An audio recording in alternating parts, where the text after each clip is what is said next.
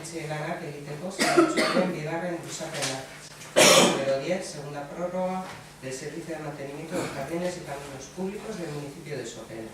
Gaian, Iritinchako, batzorde informatiboan ikusi zen. Este tema se trató en la Comisión Informativa de Urbanismo.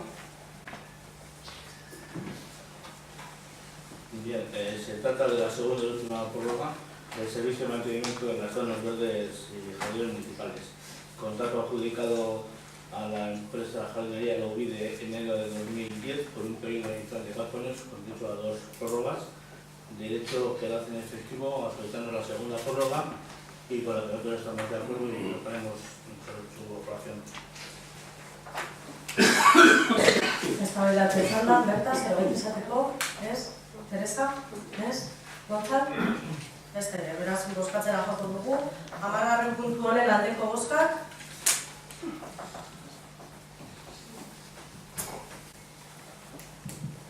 Por lo tanto, este asunto queda aprobado. Beraz, gaia onartzen da.